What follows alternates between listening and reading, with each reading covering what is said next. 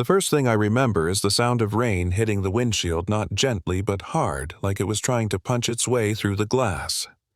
It was close to midnight, one of those empty stretches of road where the city feels half asleep and you start replaying your own thoughts just to stay awake. I was driving home from a long day, tired but calm, doing exactly what the law tells you to do.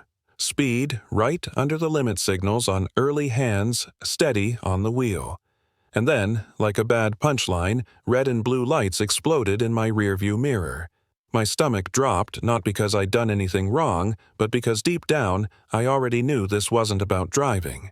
Yeah, that feeling, you know what I mean? I pulled over slowly, smooth as possible, because I've learned that sudden moves make people nervous, especially the kind of people who carry guns and assumptions. The patrol car stopped so close behind me I could see the officer's face in my mirror before he even stepped out. He walked up, fast, heavy boots. Shoulders squared, one hand resting near his holster like he was itching for an excuse. He didn't tap on the window, didn't say hello. He slammed his flashlight against the glass and barked, "License and registration." No explanation. No courtesy. Just authority raw and unfiltered.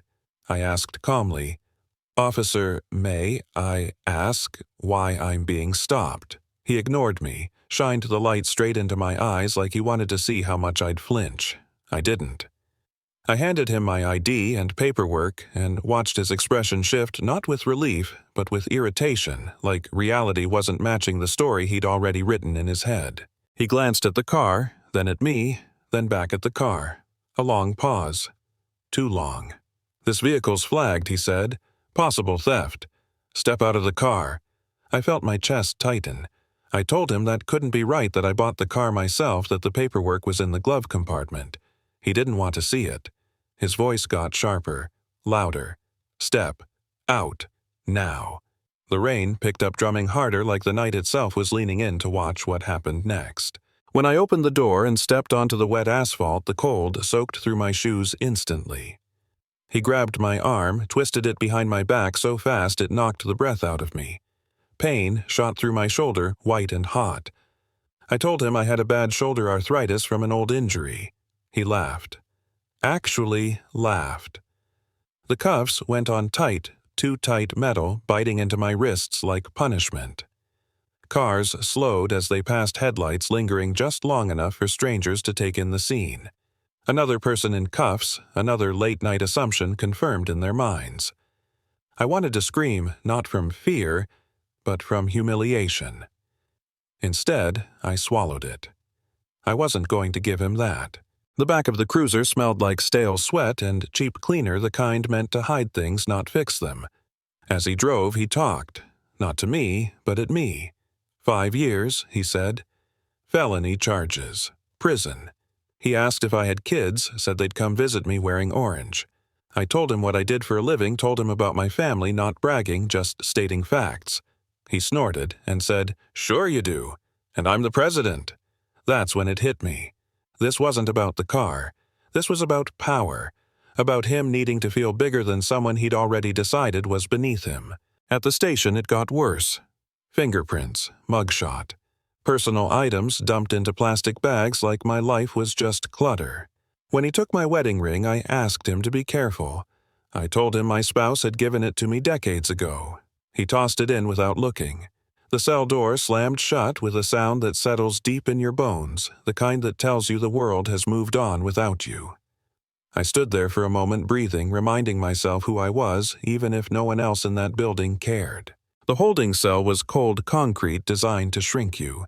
A young woman sat across from me, shaking, eyes hollow. She whispered that the same officer had hurt her boyfriend before, said it was an accident. She called him a bully, a monster. I listened. I remembered.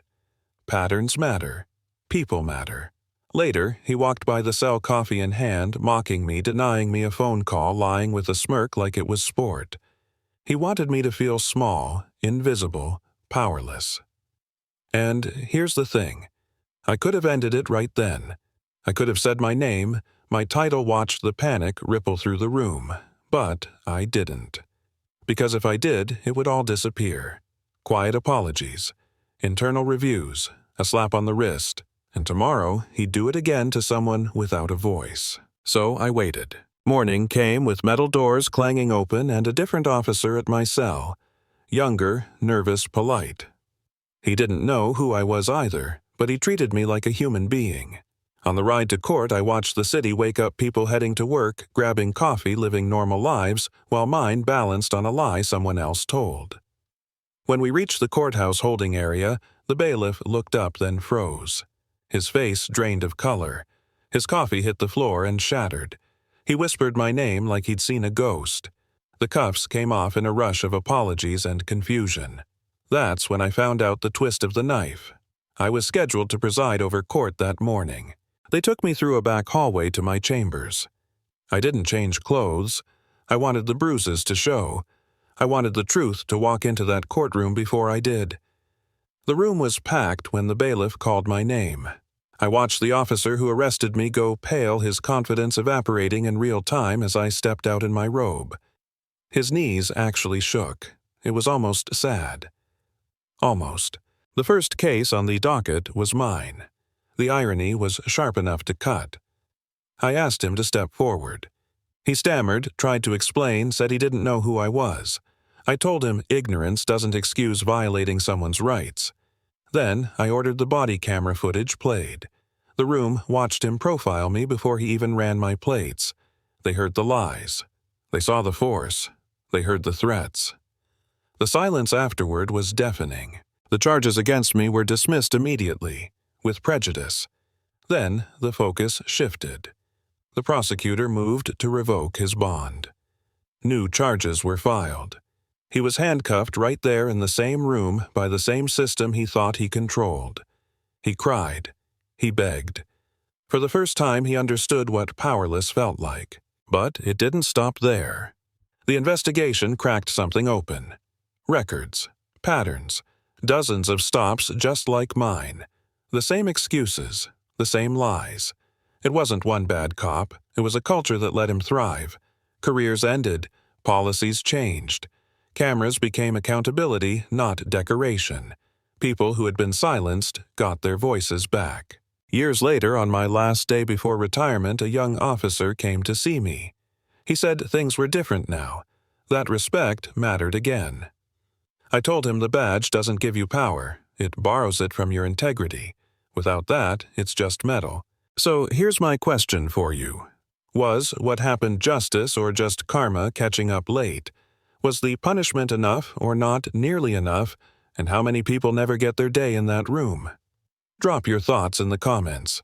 If you've ever seen power abused or stood up when it would have been easier to stay quiet, I want to hear that too. Like, subscribe, share. If this story hit something real for you. Because stories like this don't matter unless we talk about them.